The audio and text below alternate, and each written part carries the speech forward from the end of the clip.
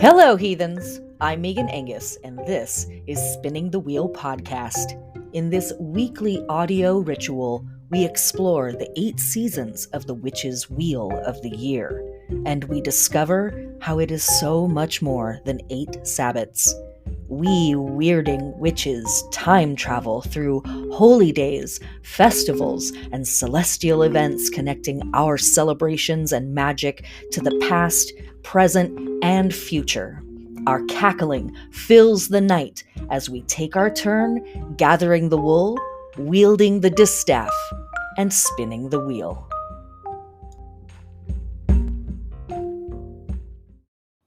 Welcome back, my heathens. Thanks for joining me for another weekly episode of Spinning the Wheel podcast with me, your host, who is feeling quite illuminated this week, Megan Angus.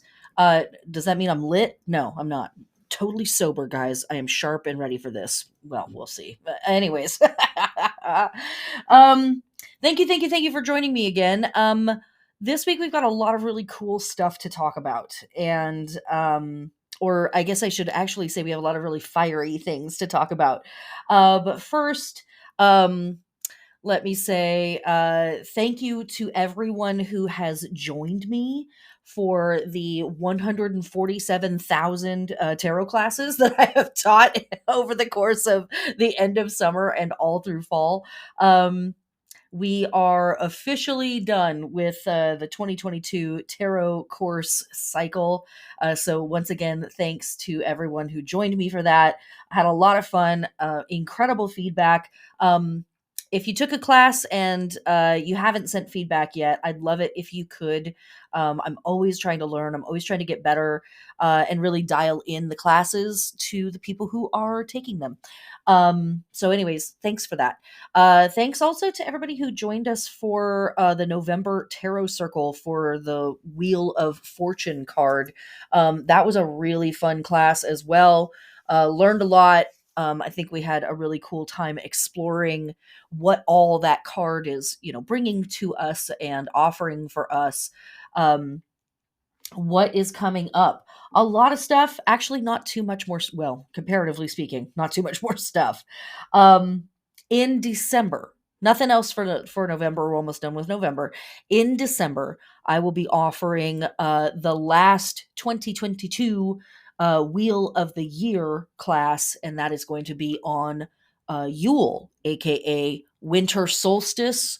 And this is, kind of a big deal holiday. If you're not familiar with it, you might check it out. You will be able to join us live for the live stream on my YouTube channel. You can follow my YouTube channel to get alerts on when the next video is going to be coming around. I'm intending I'm not supposed to say it because I'll jinx it, but I'm intending to offer a little bit more content in 2023 on my YouTube channel, but big old asterisk next to that. We'll see how it goes. But we'll see. Intending. But anyways, next class is going to be the Yule class. And then for patrons, our last tarot circle of the year is going to also be at some point in December. And it is going to be on, I think, the world card. And we've done tarot circles or classes on the world card before, maybe. I don't know. It's all kind of blurred together for me at this point. Who knows? Time is a flat wheel, so everything gets repeated eventually. But it is a card that I really enjoy studying at the end, quote unquote, of the year. As we talk about a lot here on the podcast, what is an ending? What is the beginning? Right? The year, quote unquote, begins and ends over and over again throughout the calendar year. But I really do like, the calendar year is a thing that a lot of folks work with around the world. And I really like focusing on the wheel card, or excuse me, the world card at the end of the calendar year. Just, it's a cool energy to sit with. So that's what we've got going on for classes for the rest of the year, Yule and the world card. The Yule class, as I said, will be live streamed on YouTube. Please join us live if you want to hang out with us and chat. We have a hell of a time uh, getting up to all sorts of shenanigans. But if you can't join us for the live class, the class will be uploaded to YouTube. It will also be uploaded here, wherever it is that you are listening to this podcast. And it will be available through my website as well. The Tarot Circle class on the World card is something that is only available to patrons as a way for me to say thank you to my patrons who support me in being able to do this work and offer this podcast for free, aka with no ads, to be able to do the Wheel of the Year classes for free. You can also watch them with no ads on YouTube. So thanks a lot to you freaks, because you make it possible for me to be able to do this stuff, and that's ridiculous. So I'm sure someone out there is like, she must be stopped. Well, too bad. I I have a legion of supporters now. There's nothing you can do. So um it's beyond that. It's beyond that. And so Patreon, or the Tarot Circle that we have every month, is a way for me to say thank you to you guys for your support. Um, and what else? That's it. That's honestly, I'm probably forgetting something. I don't know. Um, if you are wanting to work with me at a closer level, at a more intimate level, check out what I have offered on Patreon at the higher levels. Folks that support me at the Sun level, which is $23 a month, and higher, get private readings with me to learn how to integrate this information about the Wheel of the Year and these tarot cards that we work with into your personal life with the stuff that you've actually got going on. Um, and it's probably my favorite work that I do is client work. It's really fun. And it's very, very rewarding. So, thanks so much to everybody. 2022 has been a hell of a year. I know it's not over yet, but there's a vibe, right? Oh, also let me say this. My readings, my public offerings in terms of client work, if you're wanting to schedule a reading with me for astrology, tarot, both, just rapping about magical practices or what have you, my readings are closed as of December 15th. So if you want to schedule a reading with me, I highly suggest you do it now. And at this time, my readings are not going to reopen until February. That may change, but I don't think it's going to. I think that that is going to be the situation. So, patrons, with your free readings, get in there and get your free readings scheduled. And folks that are wanting to jump in with me before the end of the year, highly recommend you get in. The slots are filling up. No pressure, just do it. Okay. And that, I think, is the shill. I always forget something. I'm probably forgetting something. I don't know. Like, follow, subscribe, give it a thumbs up, 5-star rating, whatever else I'm supposed to say for whatever algorithmic, robotic whatnottery on whatever platform you're consuming this on. Whatever it is, 5 tomatoes. I don't know what it is that you're watching this on or listening to it on. So whatever it is, do the clicky clicky. The little algorithmic robots love that stuff. Okay. So let's get into it. This week we are looking at Lunar Week number 41, new moon in Sagittarius, Samhain season. I think I totally said that backwards. What is it? Let's try again. Samhain season, new moon in Sagittarius, Lunar Week 41. I am a professional. Okay, look.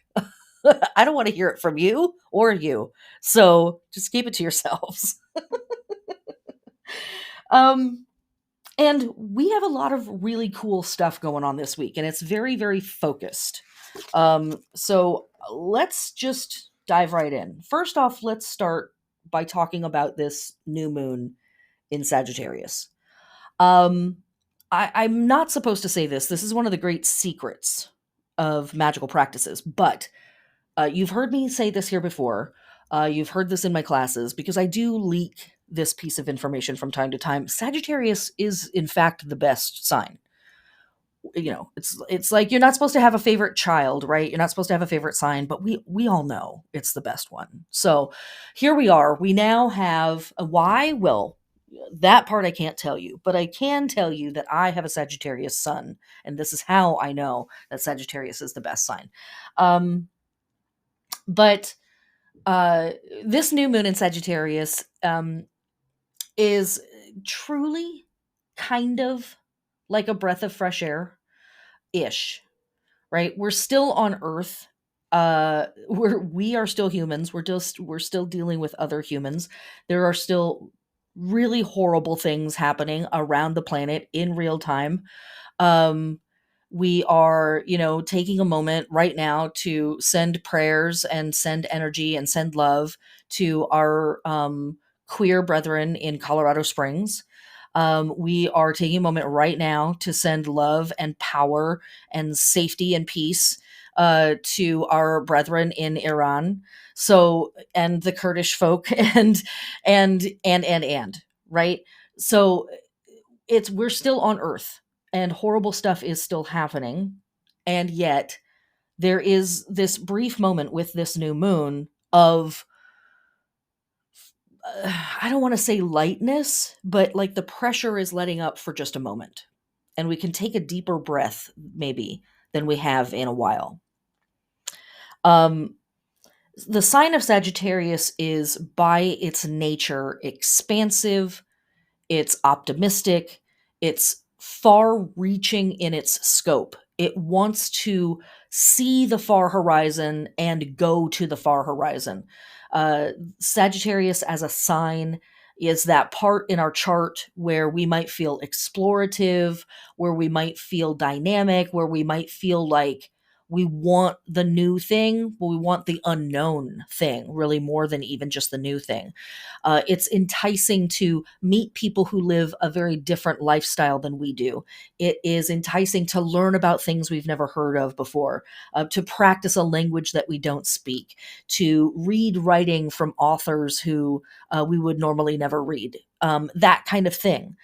Sagittarius encourages us to expand our understanding of ourselves through expanding our understanding of the world, the people that live in it, the reality, that sort of undergirds everything. And there is an inherent hope and an inherent optimism to that attitude, to that behavior, that belief. And so we, over this last week, have had Mercury enter Sagittarius and Venus entered Sagittarius, and then the Sun has now entered Sagittarius. And here now, right on the heels of that, we are having our new moon in Sagittarius. It's very cool that the moon and sun cycles are lining up currently in this way. They will be in alignment for a little while before they get out of alignment again next year. Um, and so the moon is new in Sagittarius, Wednesday the 23rd, 2:57 p.m. Pacific Standard Time, later in the day / the next day for everybody else around the planet. And it is new exactly at 1 degree and 38 minutes, so 1 to 2 degrees of Sagittarius. So literally, like, boop, the moon just dips into Sagittarius, like, boom, let's do this. Let's get it going. And then just a few minutes later, at 3:02 p.m. Pacific Standard Time, Jupiter, the ruling planet of Sagittarius, stations direct in Pisces at 28 degrees, 48 minutes, so 29 degrees.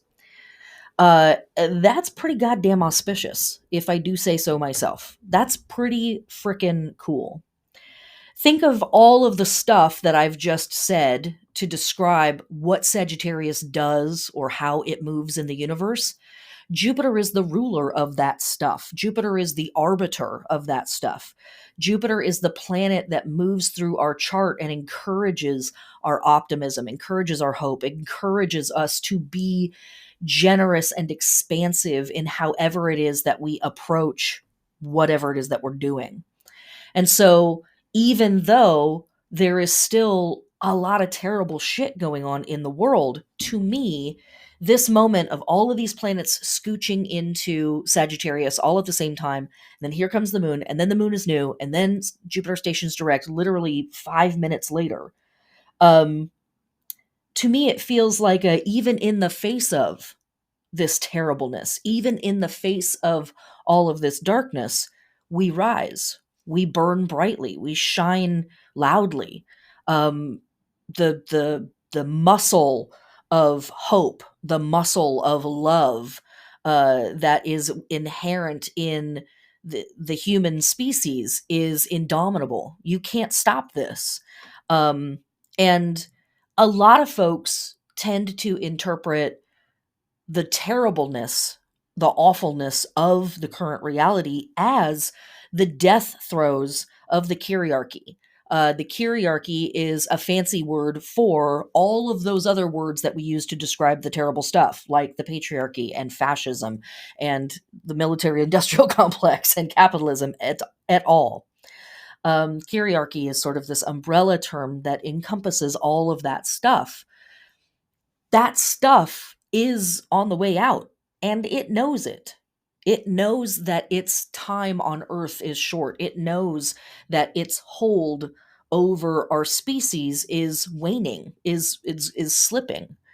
And it's, in my opinion, partly because things like love and hope and optimism are unassailable ultimately. They might be, put down for a minute, but they tend to rise always again. There is always another breath. There is always another sunrise, right? After the darkness.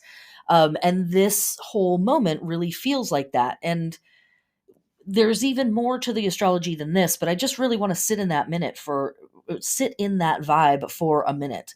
Um, and so this is what I want to say about this new moon. It is an incredibly powerful time for centering in and visualizing the future that we want, the future that we need, and the future that we want. Um, to be a little more or a lot more hopeful, a lot more generous with yourself about what you might envision for your own future and envision for the future of your community and your people. It is a fantastic new moon to initiate a healing process, to initiate a luck oriented process, and be inviting in that good chaos, right? That, like, who saw that coming? Wow, this is so cool kind of stuff. To invite in joy, to invite in expansion and awareness, right? And learning more about the people in your world and learning more about your world. Um, and, if there is a pitfall to this, if there's a pitfall when working with Sagittarius or working with Jupiter, it's that righteousness can come in. It's that fundamentalism can come in. So just check yourself before you wreck yourself, right? Pretty straightforward. Don't do that. Because Jupiter is the god of the gods. Sagittarius is one of the realms of the gods in the zodiac. Pisces being the other one, which is where Jupiter's been hanging out. And so there is a godliness about this. There is a deity oriented nature to this thing. So don't necessarily let this be a my way is the right way, right? My God is the right God. Fuck that. Um, this is much more of I feel like a returning to source kind of a moment, a reconnecting with source that maybe has felt really distant from us for the last stretch of time. That's something that happens in the underworld journey, especially during the portion from Samhain to Yule. We can feel very distant. It's one of the ways that I will talk about the goddess, is that if there's ever a time where the goddess is a little more remote or a little more abstract, it's this time of year, in my opinion. And and sometimes that can feel like abandonment, or that can feel like we have lost our connection to spirit or deity or source. We never have. Deity, source, spirit, whatever that stuff is for you, is inherently within you at all times and in all places. There is no far away. There is no it's over there and I have to get to it. It's here at all times. We might not remember that. We might not be able to feel it, but it is here. And so this new moon feels like a return to that, a door opening, a reconnecting kind of a moment. This new moon is a really fantastic time for planting seeds and, to some extents, getting some projects started. Now, that said, we still have other astrology happening in the sky. Mars is still retrograde. We still have a few other planets in retrograde. So it's not like literal full steam ahead, but Jupiter is like, I'm unstoppable. We're going, we're doing things. New moons are about starting things. So there are some things that are ready to be opened up, to be woken up, to be initiated in one way or another. Um, whether it's just, all right, I'm getting serious about my blueprint for 2023 or whatever it is, right? It doesn't have to be that we're literally starting the project, but we might be starting to start the project. You know what I'm saying? Um, and I'll talk about this a little bit more, I think, in the future, but Jupiter stationing direct itself is a really auspicious moment, because Jupiter in this moment is trine the sun. Well, it just was a couple of days ago. So it was trine the sun last week. Very, very auspicious, very helpful. In fact, it was Sunday the 20th that it was trine. Um, so even as you're listening to this, you might still be feeling some of the effects of that. That's a very auspicious moment. It happens 2 times a year that the sun will trine Jupiter. Um, and it's the closing trine, which means the next time that the sun makes a powerful aspect to Jupiter, it will be conjunct Jupiter. That's bonus round shit right there. That is like, oh hell yeah, let's motherfucking go. Uh and that is going to happen while Jupiter and the sun are in Aries just after the spring equinox. Fucking what? Oh my god. Start of the start to the start. Like, let's freaking go. In all caps, okay? like we're doing it in 2023. There is going to be some real power behind us. And so what I encourage for you with this new moon is really think about what you want to embrace in 2023. What do you really want to put some fire behind in this next year? This is a really cool time to call in guidance from ancestors, to call in guidance from your community and the people around you, to call in guidance from your future self, calling guidance from your past self too. Might as well, right? Like what have we not accomplished yet that still is really meaningful and powerful for us? Um, I think that this is like the very best way that we can focus on what we can do with this new moon in Sagittarius. Again, there's still terrible shit going on in the world, and I think it's important that we keep that in mind as we do this work. How do we address that? How do I summon the ultimate badassery that I know that I can embody to not just face and deal with, but deal with this terrible shit that's happening in the world, right? How do I become the tool for hope? How do I become the tool for optimism? How do I become the sharpest knife in the drawer when it comes to cutting out the bullshit? Um, that thing. As much as that is appropriate for you, right? I have a little bit of a crusader thing. There's that other side of Sag. I was like, don't do that. Well, here it is, me doing it. But some of us are meant to be the warriors of the team, right? Some of us are meant to be the healers of the team. Some of us are meant to be the bards. We're in the back playing blink, blink, blink, blink, like encouraging everybody and raising their morale. Um, so figure that out too. But when I say this, it doesn't mean like that necessarily it's right and good for you to go pick up a sword and a shield and run to the front of the battle. That might not be the best place for you. Figure out what is the best place for you in what is happening in this world, but then make a commitment to, in 2023, this is a year where it's really going to be potent for you to step into those shoes. Whatever shoes it is that you're meant to wear, let's do it. in this coming year. And so I really encourage you to allow this new moon to assist you in that process, um, and to really call in whatever that destiny, quote unquote, is. Um, destiny is something I think that we can co-create with the universe. What do you need of me? Okay, I think that's what I want to do. Let's go. Here's the road. Let's walk it. All of that stuff. That's what's up.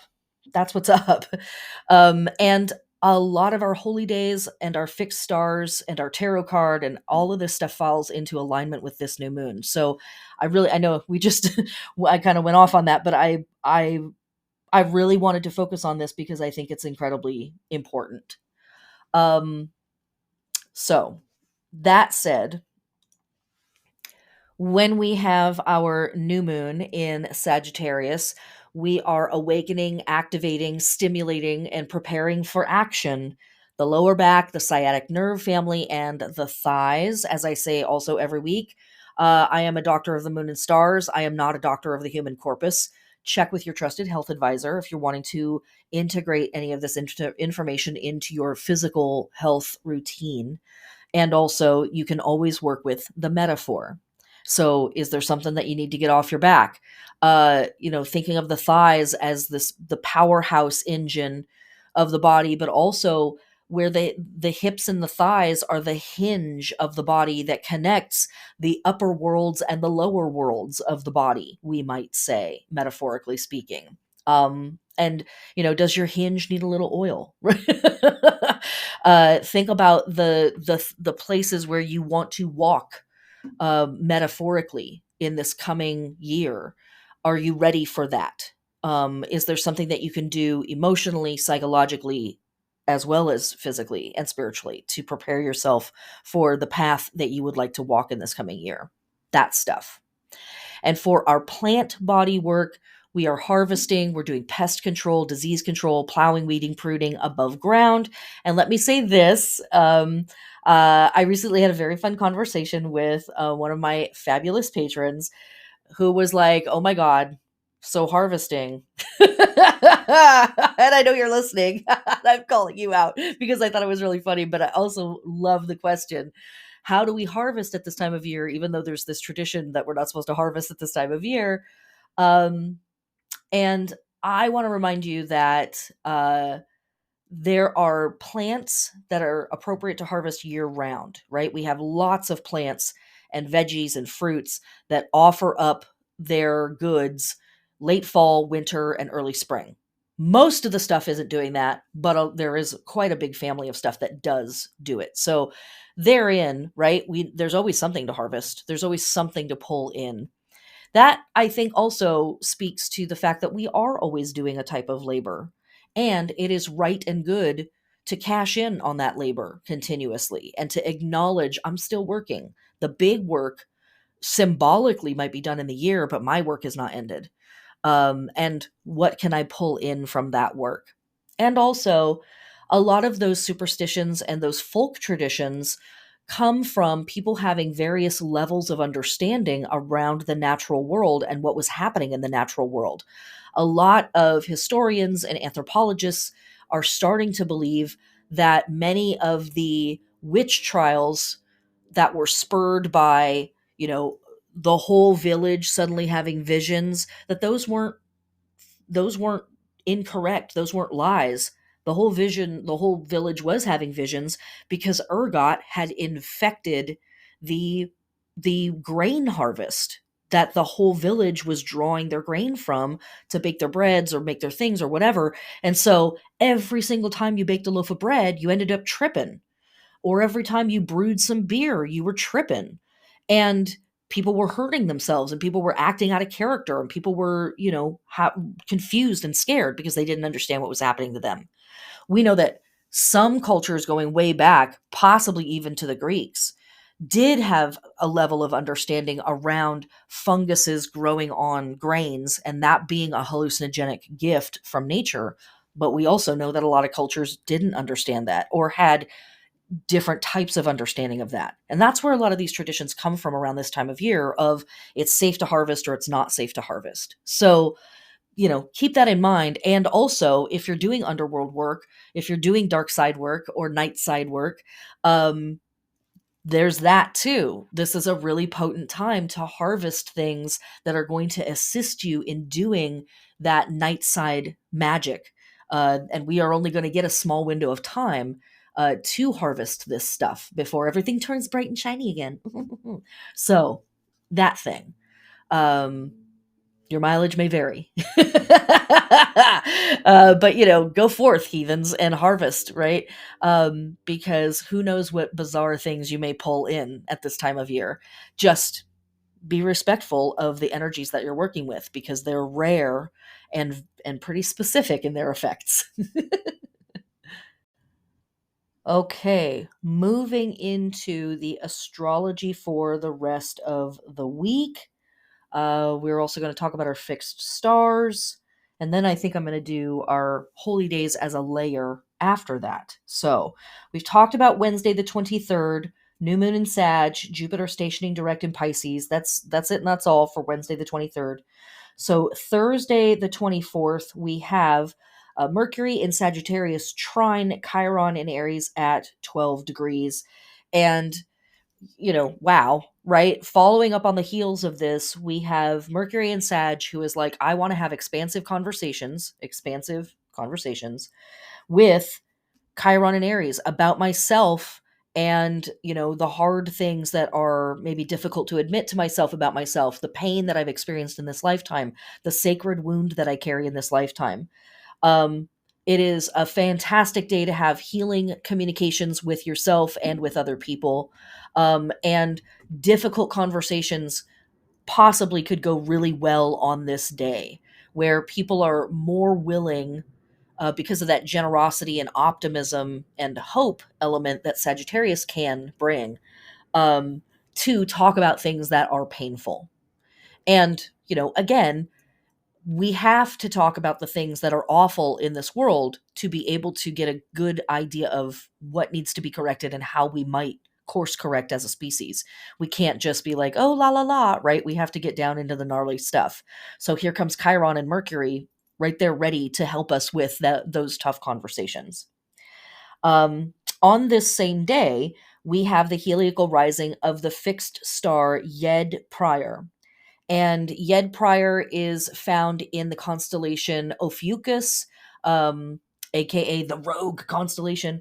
Um, and it is the hand of the snake handler, but it's really the hand of the healer. Wow, right? Like, what? See, this is what I'm saying. Sagittarius doesn't fuck around, right? It's like directly to the point. We're going to God. We're like walking right up to the steps. We're kicking it with like a hamburger or, a soy burrito, whatever you got. We're pulling out a milkshake and we're just rapping with the deities. Like there's no time to waste. Let's just get right into the good shit directly.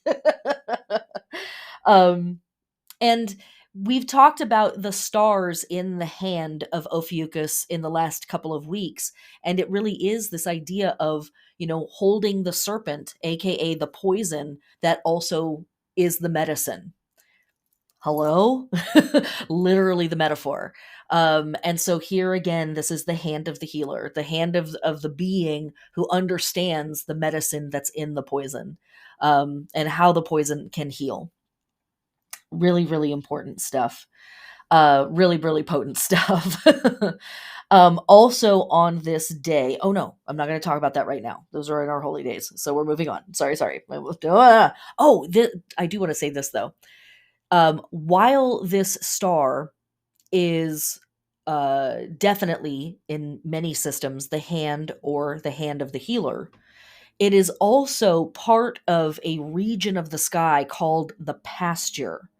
And I want you to remember the stars that we talked about last week that were everything that has been heretofore, the present, and the hereafter. They're that present star, which is terrible that I don't remember it. Do I have it in my notes directly in front of me? No, of course I don't. Agena.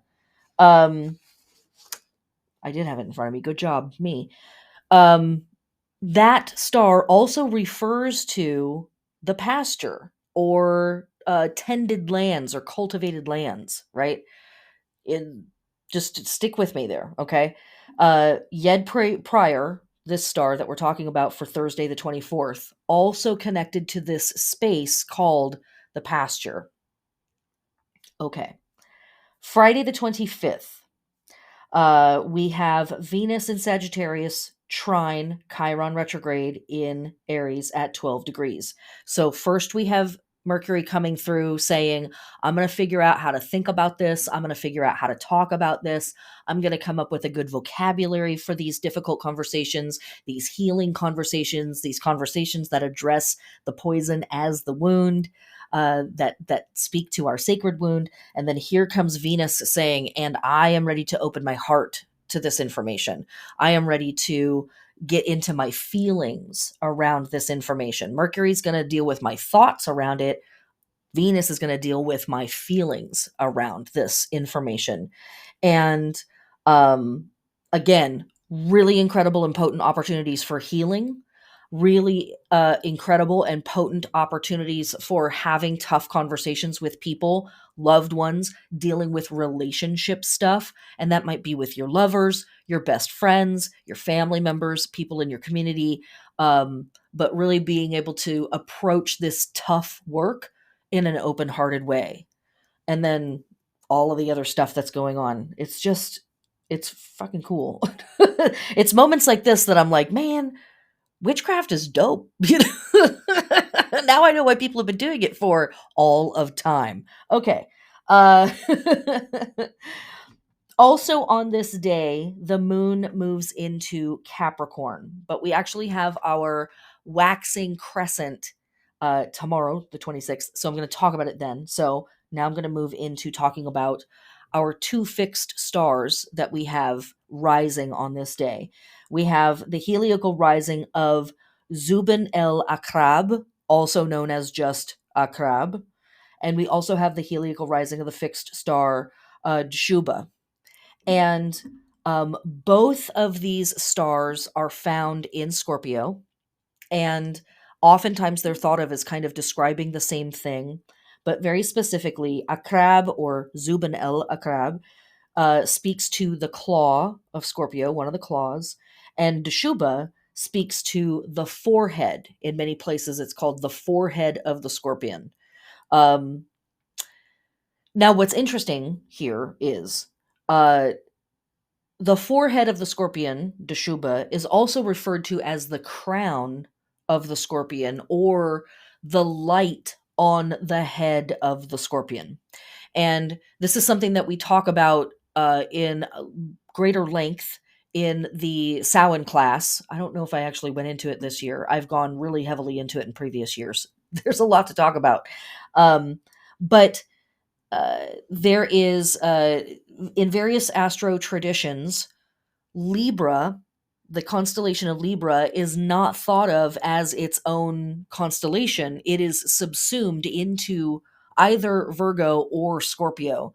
And in some traditions, it is a light that Virgo is holding up. And in other traditions, it is a light that is in the claws of the scorpion. And so these stars are kind of speaking to that very particular spot where the light is thought to be. Now, what's really cool about that is when we look at the sun's path through the constellation of Scorpio, this is exactly where the sun passes through, is through the claws of the scorpion. So this is literally where the light of the scorpion is. Um, this star Dschubba is also connected to the goddess Isis. And remember how yesterday's fixed star, Yed Prior, is connected to an idea of the pasture, which connects us to Ptolemy and Agena from last week with the pasture, right? Everything that's come before, everything that is, and everything that's comes to be. This pasture is ultimately thought of as the place where the tree of the Garden of Light grows in the midst of the abyss. In the midst of the darkness, there is this light of hope and this light of plenty and this light of abundance potentially, right? Or even we could just say enlightenment. And it is connected to Isis, and probably a lot of other goddesses too. Um, so that's our fixed stars for this day. Again, like I said, it's like, okay, it's a little dialed in this week, guys, isn't it? My goodness. um, and that's all I'm going to say about that. We're going to get even more into this when we get through the fixed, or excuse me, the holy days of this week. So, moving on to Saturday the 26th, we have our waxing crescent moon in Capricorn, and it is at the degree 19 degrees, 9:40 p.m. Pacific Standard Time later in the day / the next day for everybody else around the planet. And this moon in Capricorn wants us to build something of lasting value. That calls on our bravery. Hello. Hello. Hello.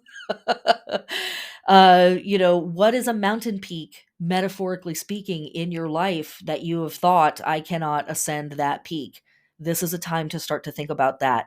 It is a time to not just throw yourself at that goal willy-nilly, but instead make a really solid plan to really start to think about, if I was truly going to dismantle fascism, if we were truly going to take down the hierarchy, like what exact, like just, for shits and giggles, what exactly would it take to do that? Knowing, of course, that we are not going to accomplish that in our lifetimes, but in what ways, right? Can we fuel that fire? In what ways can we participate in that work?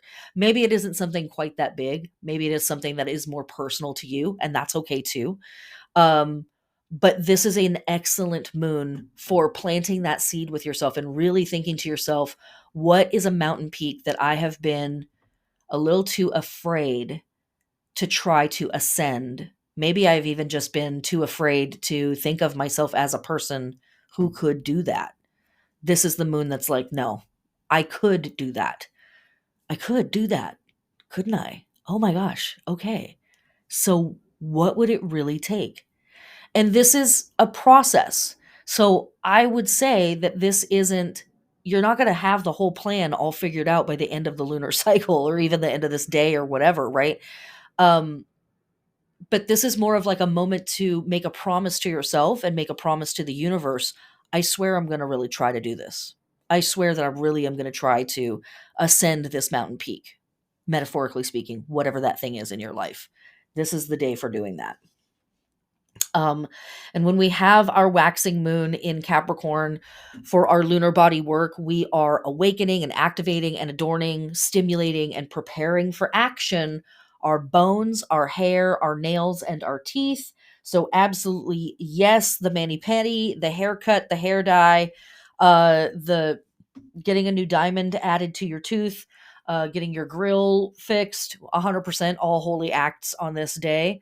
Um, and for our plant body work, doing anything that we need to do to maintain containers, borders, fences, structures, and gardening beds around our house, living place, whatever. If you have outdoor gardens, absolutely, this is a day to go out and check your containers, check your borders, check your fences, and secure them, reinforce them if necessary, right? We've got wild weather on the way, not just this week, but in general, right? We're heading into a hard weather season. So we want to make sure that everything is reinforced and ready for that.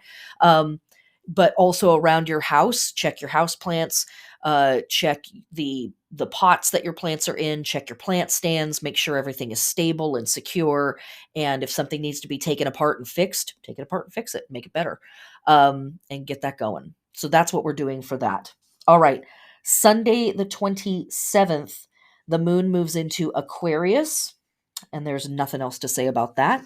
And so that then brings us to Monday, November 28th, and we have Mars in Gemini, retrograde, trine Saturn in Aquarius at 19 degrees.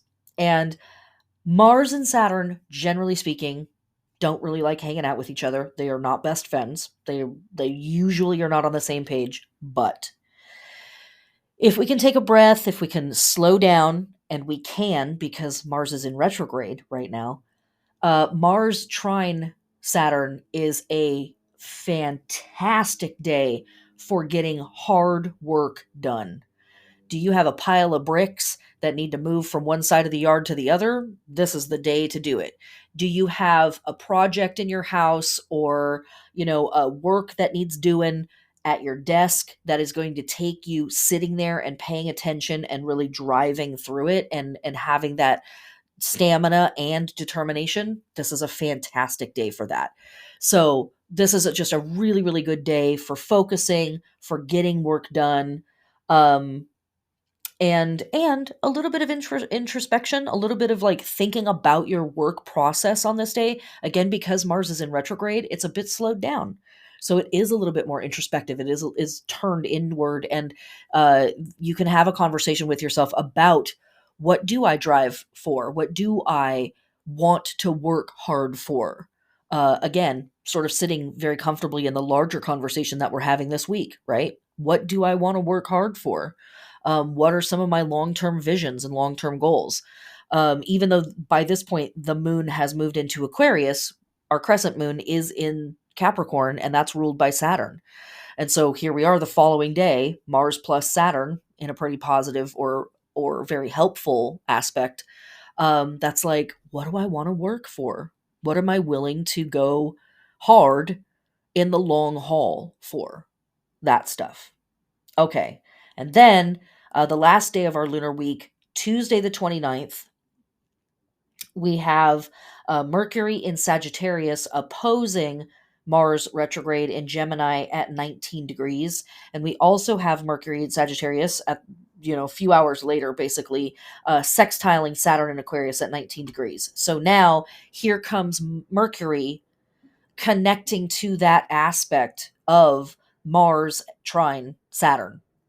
Mercury opposing Saturn, Mercury sextiling, Mercury opposing Mars, Mercury sextiling Saturn, but really ultimately bringing in the opportunity to mentally focus on this stuff, not just plow through it and get it done, but really think about it. It's really enhancing the introspection. It's really enhancing the opportunity to have a good, deep conversation with yourself about your process, and a really good, deep conversation with yourself around what matters to me.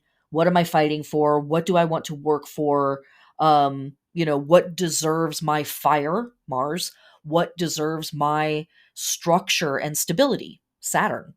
um what traditions need preserving that also are brave and bold? Traditions, Saturn. Bravery, boldness, Mars. And Mercury coming through here is giving us vocabulary to talk to ourselves and other people about it. It's helping with the exchange of information. I just think it's a really positive and helpful thing. Can it get out of whack? Sure. Again, with Mars in retrograde in Gemini, there can be a little bit of running at the mouth. There could be some lies. There could be some exaggeration. There could be some deceit in that conversation. But we're being very real with ourselves this week, right? Of course we are. We're not getting caught up and swept away by the optimism and hopefulness of Jupiter and seven other planets hanging out in Sagittarius. Jupiter's not in Sag, it's in Pisces, but still, it's direct. We're not getting carried away with that. We're letting that buoy us during a time that has generally been Bummersville, USA. So Bummersville, Earth. Honestly, it's not restricted to just our country. Um, and so this, I feel like as long as we can keep at least one toe on the ground and stay grounded in this, and I think Saturn can help us stay grounded in the conversation and stay realistic, right? Not get too out of whack. I think this is a really cool day for applying mental powers to all of this stuff that we've been talking about, getting this work done and all of that good stuff. And then later in the day, the moon moves into Pisces, and that will lead us into our next week's lunar work. Pretty cool shit this week. We have had a lot of really hard times on Earth lately, and our astrology has absolutely reflected that. You know me, I don't think that stars make stuff happen. I don't think the planets are making things happen. I think the planets are like road signs, right? If I'm driving on the freeway and the sign says LA is in 100 miles, the sign isn't making LA appear in 100 miles. LA is there. The sign is warning me, right? You really want to go to LA? Yeah, sure. Um, and so in that, the planets are here to help, right? They're like, hey, rough road ahead, y'all. This last week and this week has been a little bit of smoother sailing, um, and opportunities to not just coast, but to get oriented, because you know it's going to get weird again at some point, right? Get oriented in, where do I really want my power? Where do I need healing? Where do I want to place my optimism and my hope?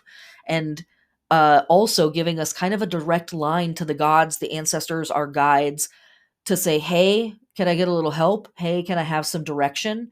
And can I have a little luck? Can I have like a little bonus, a little piece of candy, as we move through this tough shit and try to reorient ourselves towards the better times? That stuff. So very, very cool. Very, very cool. Is it going to get weird again? Of course it is. Of course it is. But take this opportunity to take a deep breath, to feel the pressure let off for a moment, to recalibrate, reorient yourself. What truly deserves your drive, your fire, what truly deserves your stability, what traditions truly deserve to be maintained and sustained, what traditions deserve to be destroyed as well, in the name of the future. Just that.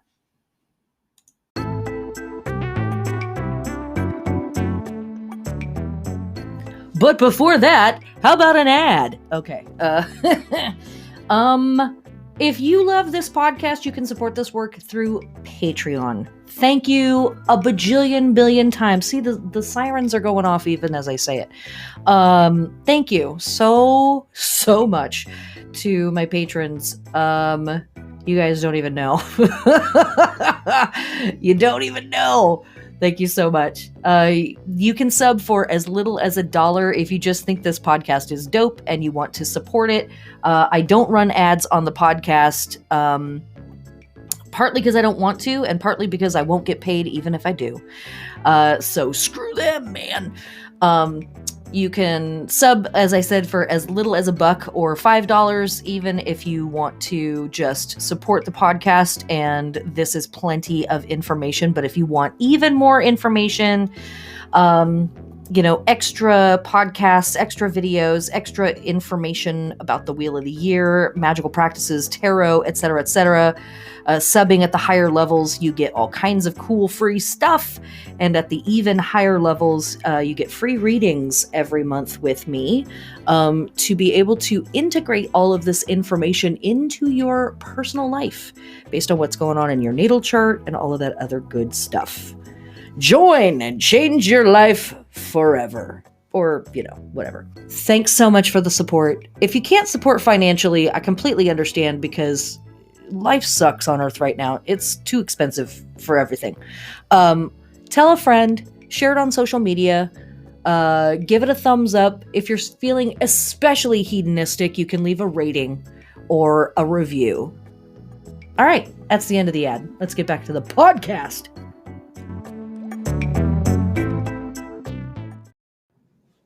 Okay, and so now let's take a look at some of the holy days that we have this week. We're not going to talk about all of them.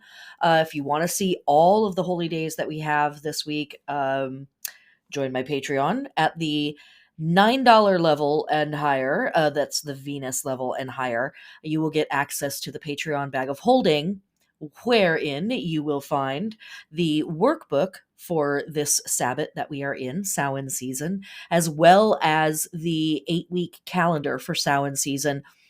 You'll find literally hundreds, literally hundreds of festivals, holy days, celebrations, celestial events, all kinds of stuff, past and present.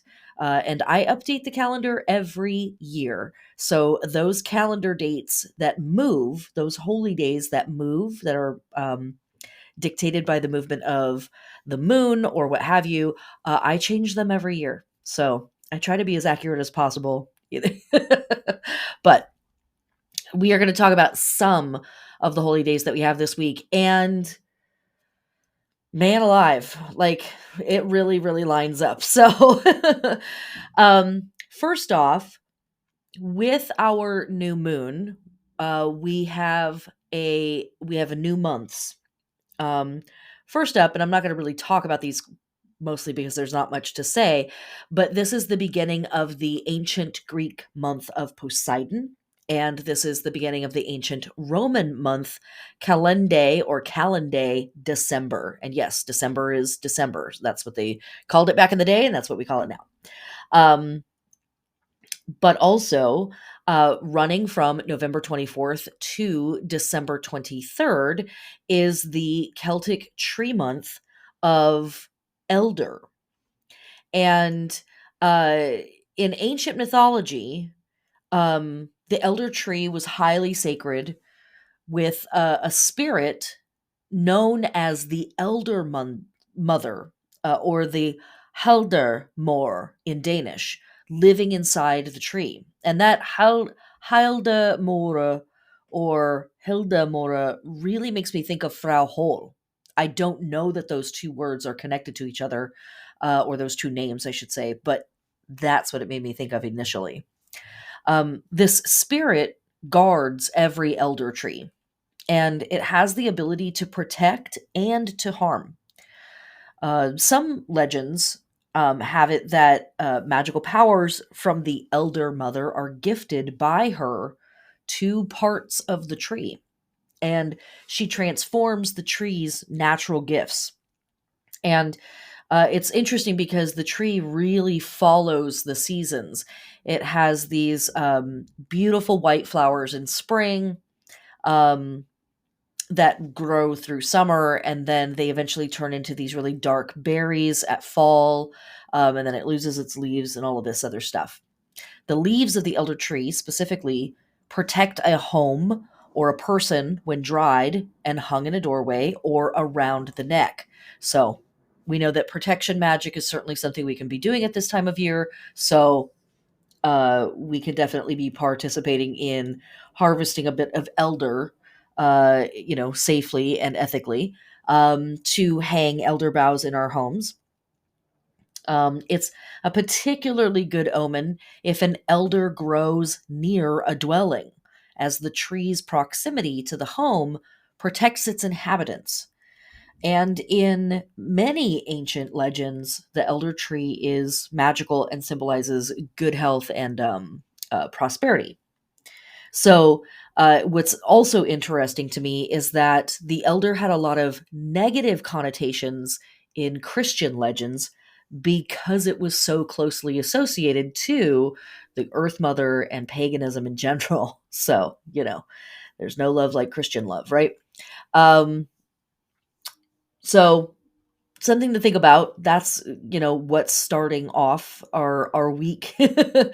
um and is there anything else I want to say about the elder? I'm just looking to see if there's anything else I want to say about the elder tree.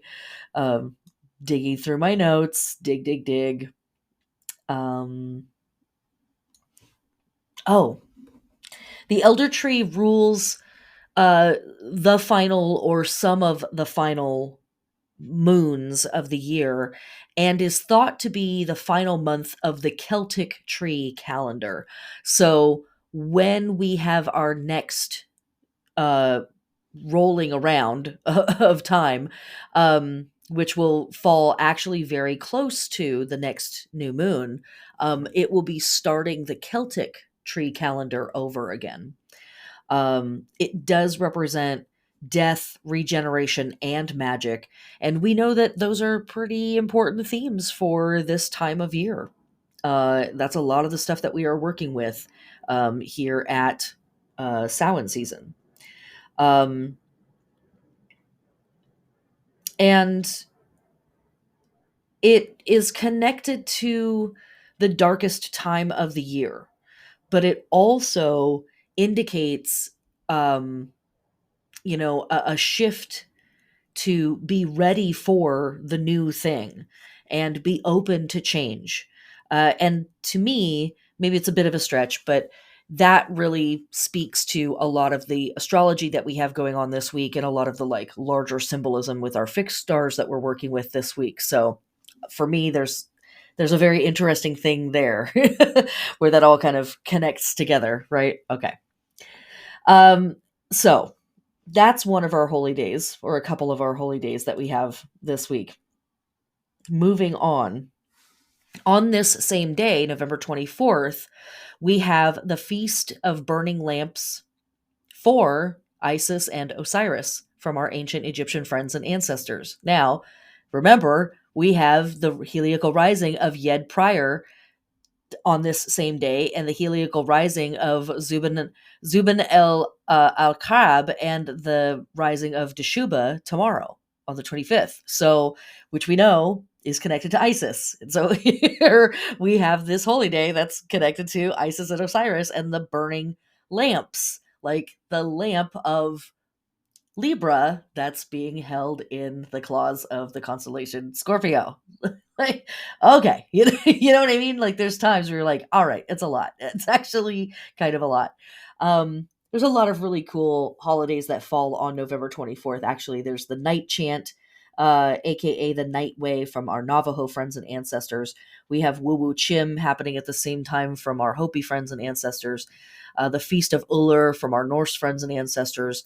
And yeah, but I really wanted to mention the elder thing, and I really wanted to mention the burning lamps for Isis and Osiris specifically. So then, moving to November 25th, we have the holy feast day of Saint Catherine from our Catholic friends and ancestors, and Catherine is an interesting character. Catherine is Catherine of Alexandria, and she is supposedly a saint, a virgin, martyred, in the early 4th century, because she wouldn't become a pagan. And yet, as time went along, her her myth grew, her stories grew, and all of this stuff. She was removed from the general Roman calendar in 1969, but she was restored in 2002. Like, people have argued over whether she should be a saint or not, because as time has gone along, more and more historians believe there was no Catherine, and this never happened. And in fact, many folks believe that the concept of Catherine, St. Catherine, was cobbled together out of information around Hypatia.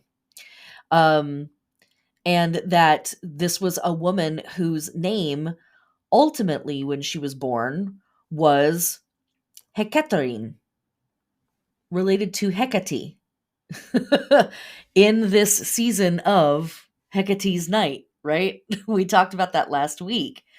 And so that her name may have actually related to Hekate, and that her story, or her essence, the historical elements of her narrative, ultimately are related back to Hypatia, a pagan woman who was incredibly well educated and lectured and taught, and was this really incredible person, Hypatia of Alexandria. She's a Platonist philosopher, a Neoplatonist, excuse me, Greek mathematician. She was an astronomer. She was a philosopher, and she was murdered by a Christian mob. And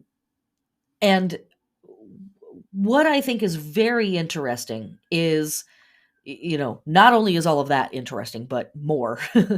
The symbol for St. Catherine is a wheel. And the myth is that she was to be tortured and killed on a breaking wheel, which is an incredible torture device. It's really wild. If you want to read some spooky stuff, read up on breaking wheels, which are now called Catherine wheels, or the Wheel of Catherine. And her symbol, is the wheel. And what happened was she was dragged by this quote unquote pagan mob to be killed. and she simply touched the wheel and it broke. And so then she was beheaded. Um, and so I can't help but look at all of this stuff, right? That this person, Catherine, was cobbled together out of a person that was named for Hekate, possibly, based on the historical evidence of Hypatia of Alexandria, who was a mathematician and an astronomer and a pagan, and her symbol is the wheel. And she's celebrated at this time of year where we are closing in on winter solstice, which is oftentimes thought to be the place where if there was a place where the wheel starts and stops, it's here at winter solstice. Also potentially Samhain, right? This gap in between. She is connected to the breaking wheel. She is the patron saint of craftspeople who work with wheels, like potters and spinners, et cetera, et cetera. Philosophers, um, spinsters, et cetera. So, maybe I'm stretching a little bit here, but what we will see this week, and I'm going to talk about this more, obviously, but what we're going to see this week are a whole bunch of Enlightenment deities and deities connected to light. And we will see more of them the closer we get to winter solstice.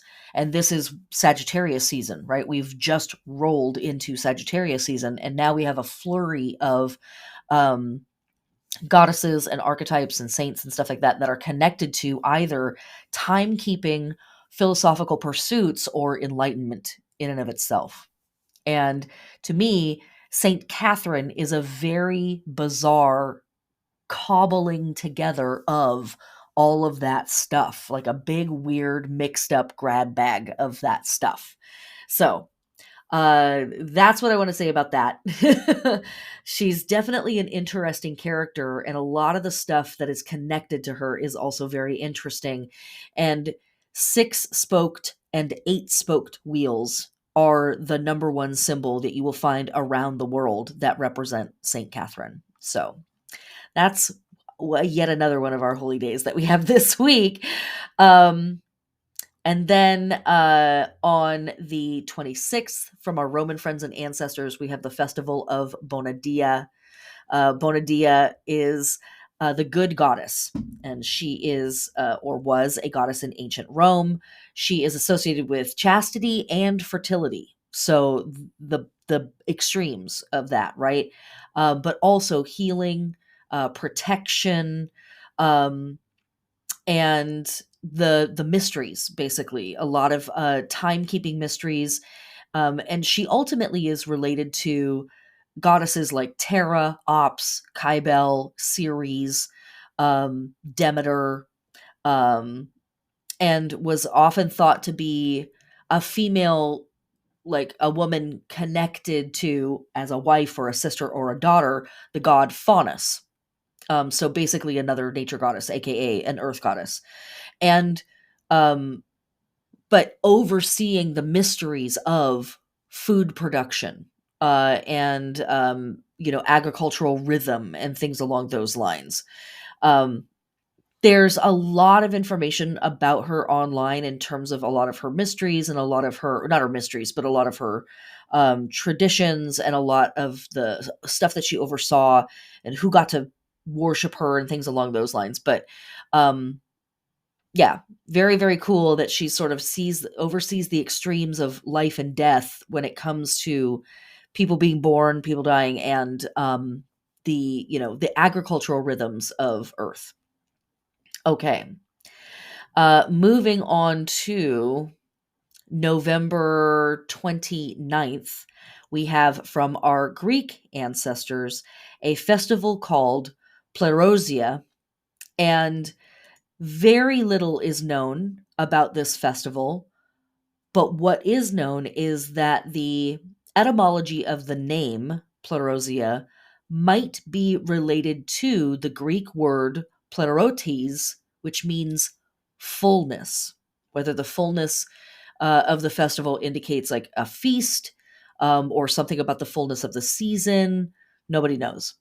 And I can stretch that out into seeing it as we're coming into the ripeness of the year, the fullness of the year. But I'm also really thinking about, um, going back to our fixed star imagery, the tree of light in the center of the abyss, and that light coming into a type of fullness, or completion, or bigness of some sort. I don't know. Maybe I'm making a stretch there. On this same day from our Egyptian friends and ancestors, we have the feast of Hathor as Sekhmet. And Hathor is a great, great, great goddess, like a mega goddess in the Egyptian pantheon. She is a I do it all goddess. She, in a lot of ways, to me, is similar-ish to a goddess like Kali, because she oversees creation, she oversees sustaining creation, and then she oversees the ending of that stuff, because she crossed boundaries between worlds, helping deceased souls also, transition into the afterlife. But she also was maternal, and she was celestial, and she literally did it all. She wears the sun disk on her head, um and and right, so she's a little bit of everything. So this is Sekhmet as Hathor, or Hathor as Sekhmet, I should say.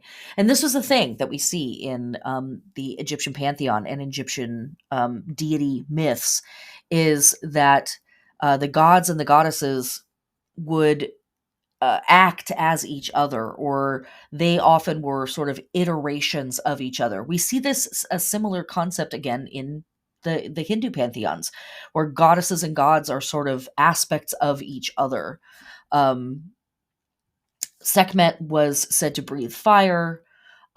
She is deeply connected to the sun, and the closer we get to winter solstice, obviously, solar stuff becomes more and more important. Um, and yeah, she's a pretty important and super cool deity. One of my favorite Egyptian deity myths is centered on Sekhmet, but we will talk about that over summer next year. Anyways, ultimately, Sekhmet oversaw a warrior, but she was a goddess of healing. Um, she protected the pharaohs and during warfare, but she also protected them into death and the afterlife. So yeah, very cool stuff, very interesting stuff.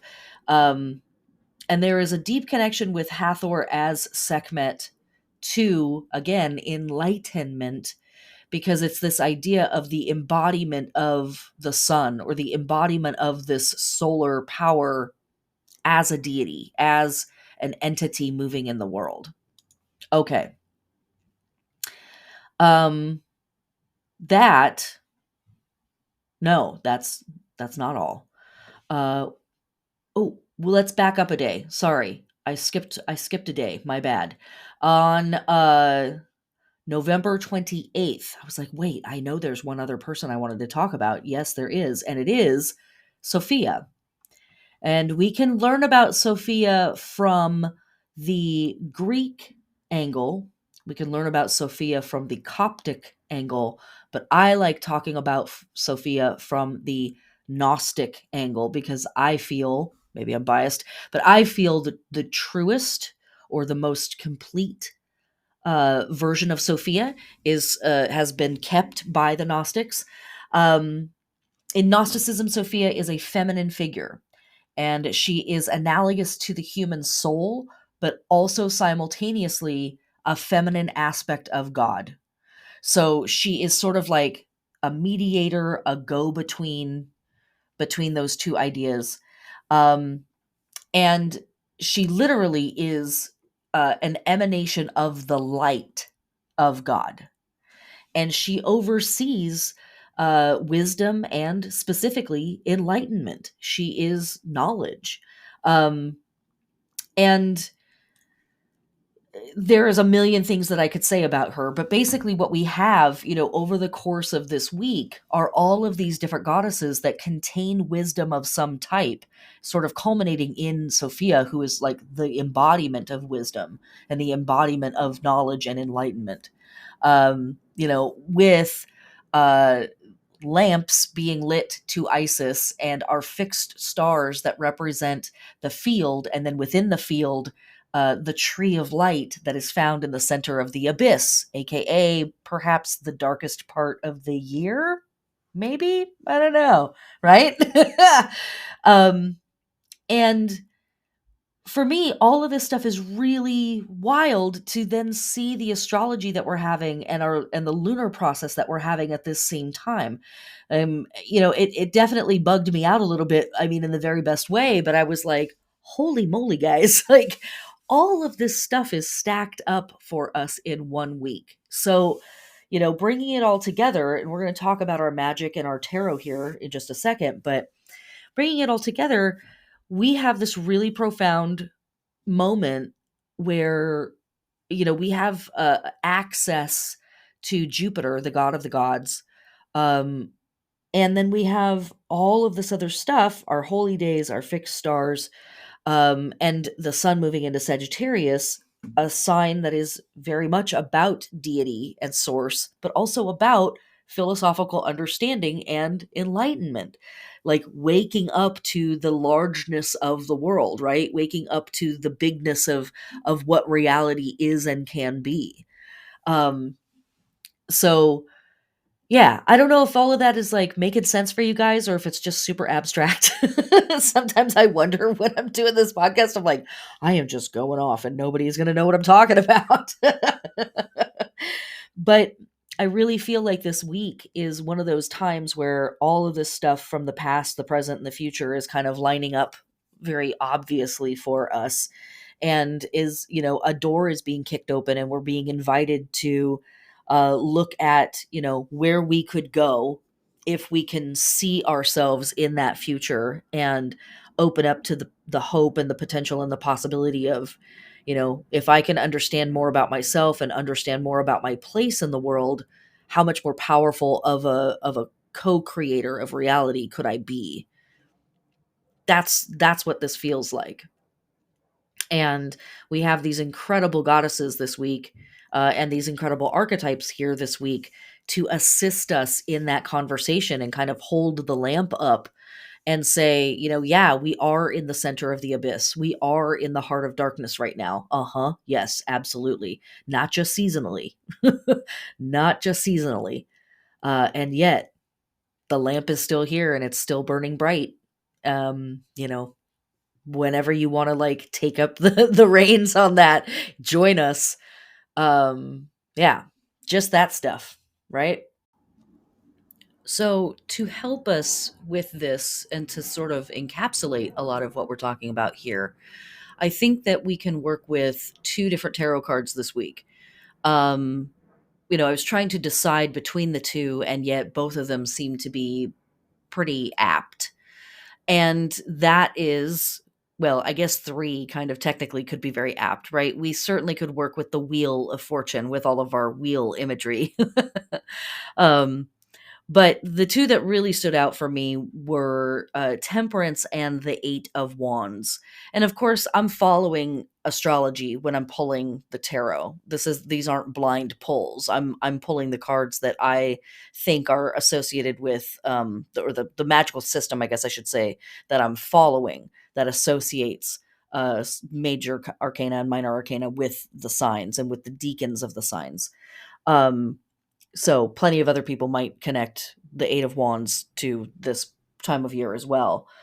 Temperance is naturally connected to the sign of Sagittarius. And so first I want to talk about the Eight of Wands. Um, the Eight of Wands in the Smith Waite deck just shows eight wands kind of jutting down towards the ground out of the sky. And for me, these look like rays of light. They look like that energy that's coming from above in its natural form, pushing down and coming down here to do stuff.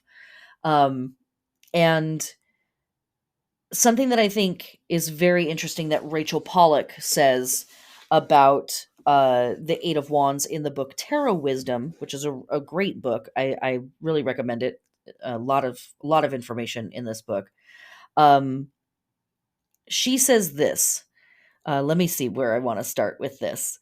Um, This card shows the high minded, explorative Mercury in Sagittarius, the mental realm that is the theme of the eight Sephirah, speaking to Kabbalistic magic there. Um, and she goes on to say, um, the Pythagorean idea emphasizes both stability and spirituality. How does fire become stable? Maybe it's only by giving it a higher purpose in service to spirit. And then she goes on to say that the Eight of Wands can be connected to the ideas of acting from ideals and mental constructions of the right thing to do.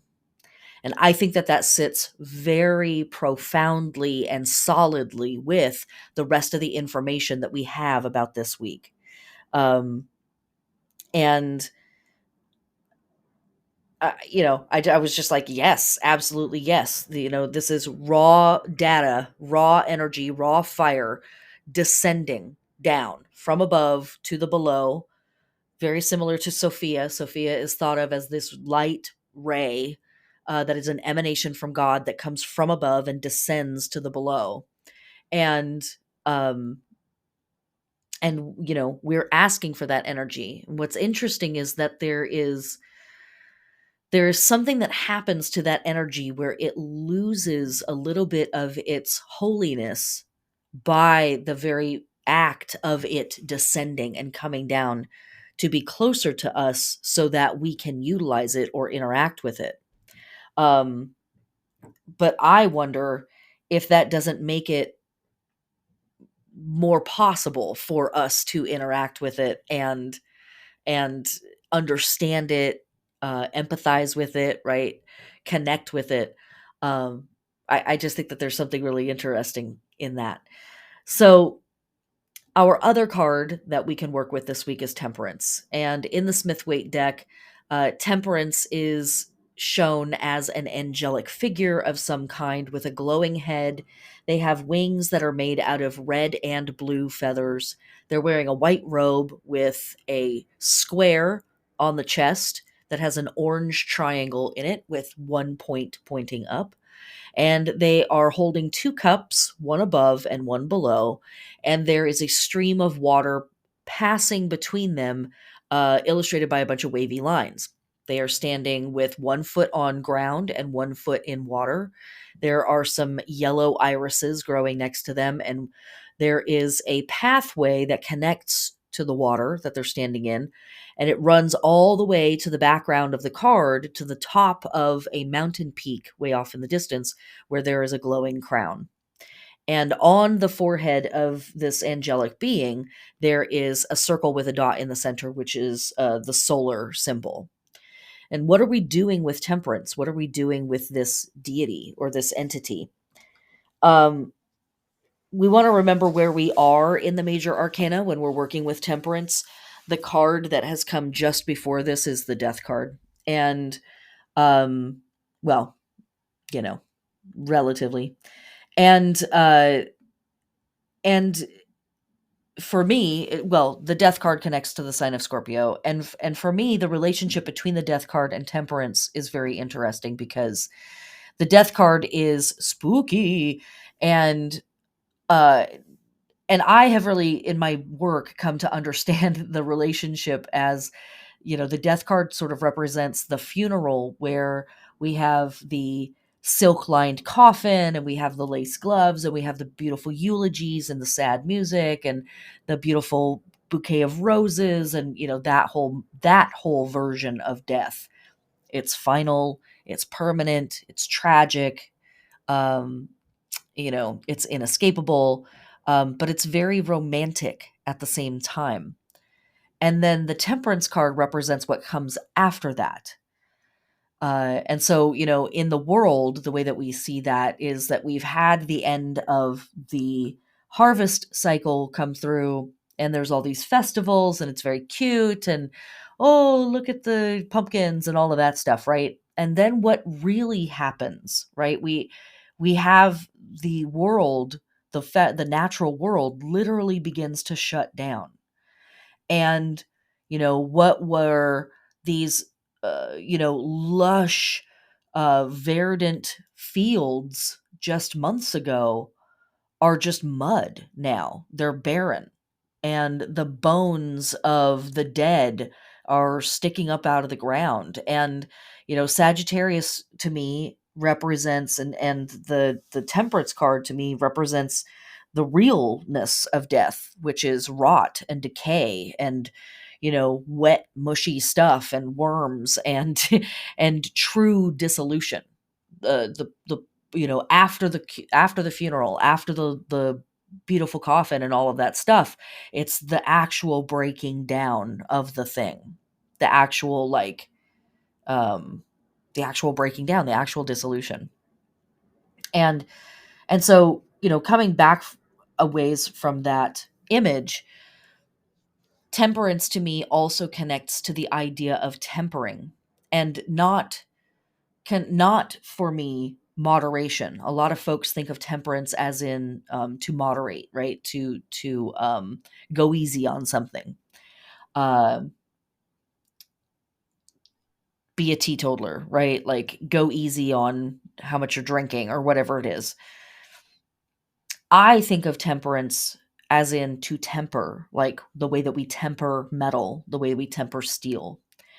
And for me, the experience of temperance is dynamic, and it's frightening, and it's very, very difficult. And also, it is a portion of the process where if we choose to engage it, there's no going back.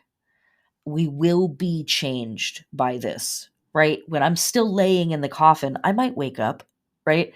I might have all been a dream. Maybe it was a spell that was cast on me. I can still come back from the lands of the dead at that portion of the process. But once we've headed into past that, and we've actually stuck the body in the ground, or we've actually burned them in the charnel fire, there's no going back from that. It's true dissolution. This is literally changed now. And temperance represents that place in our personal process, our psychological, philosophical, spiritual process, our process of enlightenment, where we say to the gods, where we say to ourselves, okay, change me, or show me how I need to change myself. And we truly begin to burn off everything that stands in the way of our enlightenment. And I don't know if y'all are familiar with uh, Avatar: The Last Airbender, but you might check out this cartoon because it does a really good job at demonstrating.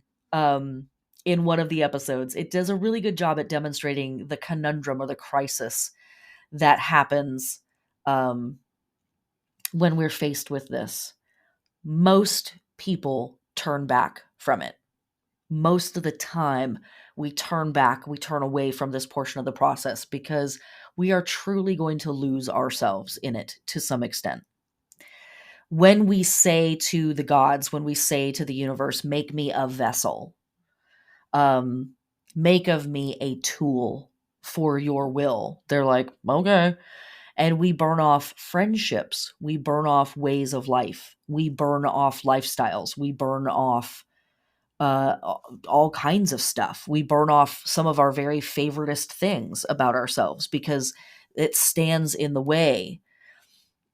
And I'm not saying that is appropriate or inappropriate for anybody. It's a choice that every person has to make. Um, but there are times when work that is very important calls to us, and we realize that if we answer that call, there are some really significant things that we are going to have to give up in our life. And there's no going back on that. There's no recuperating that thing later. It's like, I'm either taking the left fork in the road or the right fork in the road, but I can't come back this way again. I can't re-choose this later. And enlightenment is like that. Enlightenment is frightening, it's shocking, it's horrifying sometimes, and it's profoundly disturbing, and it changes you. And it changes you in a way that you can't undo. Wisdom does that. Once we know a thing, once we've experienced a thing, we can't unexperience it. Think of the wisdom of having sex, right? You can read about having sex, you can watch other people do it, you can listen to people talk about it for millions of years, and it's never going to be the same as actually physically going through it yourself. And whatever that ends up looking like for you, right? Sex takes all sorts of forms. But once you have had that experience, you can't unknow that.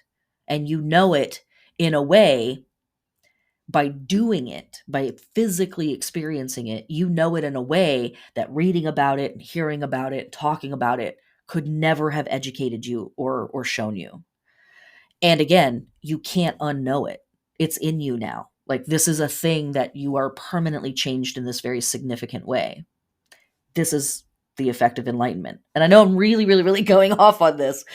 But this is what temperance is talking about. And so looking at those cups that temperance is holding, that water or that liquid that's passing in between is like a waveform. It's like this wavy, energetic line that's moving between these two cups. And there's, who knows which direction stuff is moving in. Maybe things are descending from the upper cup to the lower cup. Maybe things are ascending from the lower cup to the other cup. And maybe they're just literally passing back and forth. But this is a spirit, this angel, this angelic being that's on this card is like an energy of fire, and an energy of movement and dynamic change and dissolution.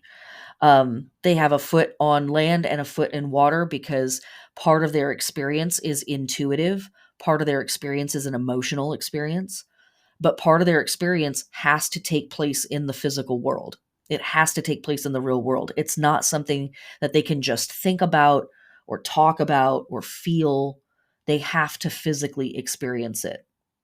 And then we see on the other side of the card that the pathway from this moment ultimately leads us to the holy mountain. It leads us to that golden crown of enlightenment, of knowing. That's very distant from us, but it is here in this card. I'll also give you a little bit of homework on the flowers that are on this card, the iris flowers. You might look into various myths, plural, and deities that are connected to the iris flower and why that might be here on this card.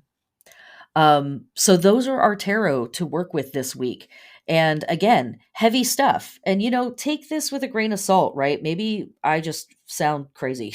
Maybe I sound like I am just going off the deep end here. And maybe I am, that too is a part of enlightenment. Not to say that I'm enlightened, but we you start to see things from a different point of view. You start to see things from a place where other people are like, I don't know what you're talking about anymore. I don't see that. And it's like, yeah, I guess I'm seeing things, lit by a lamp that only, that you'll get to eventually. And that's not to say that people who have experienced enlightenment are better than anybody else. It's not about that. But there is something to being a little further down the path. So this week offers us this type of stuff. Where do you want to go with this? And where could you go with it?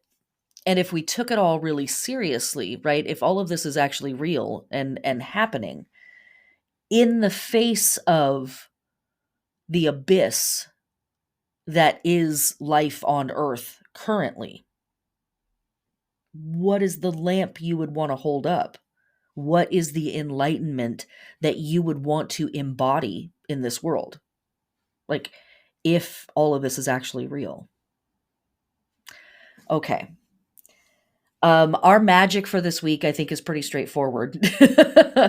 But and if you want some extra ideas, um, things that are appropriate to work with during Samhain season: gateways, spirals, labyrinths, um, the Shri Yantra mandalas, images of death and decay. Those might be all things that would be really potent to work with in this week. Also, spell forms specifically, um, playing pranks might be really fantastic as a means of, like, shifting gears, bringing some of that Sagittarian optimism and playfulness in. But divination, I think is going to be real potent for some folks this week. And that is really around getting dialed in on who you want to be and what you want to be in the world, and where could you go in this next year, and in what ways could you be an incredible ally to your community and the forces of good. Pretty straightforward. I don't know how else to say it. um okay, so that's our week. I think that's more than enough, honestly. It's a lot of heavy stuff, but a lot of really potently beautiful stuff too, I think. So here is our wrap up. Wednesday the 23rd at 2:57 p.m. Pacific Standard Time. We have our new moon at 1 degree of Sagittarius. We also, just 5 minutes later, have Jupiter stationing direct at 28 degrees of Pisces. Thursday, the 24th, we have Mercury in Sagittarius, trine Chiron in Aries at 12 degrees. Friday, the 25th, we have our moon moving into Capricorn, and we have Venus in Sagittarius, trine Chiron in Aries at 12 degrees. Saturday, the 26th, we have our waxing crescent moon at 19 degrees of Capricorn. Sunday, the 27th, our moon moves into Aquarius. And uh, November 28th, we have Mars retrograde in Gemini, trine Saturn in Aquarius at 19 degrees. Tuesday, the 29th, we have Mercury in Sagittarius oppose Mars retrograde in Gemini at 19 degrees.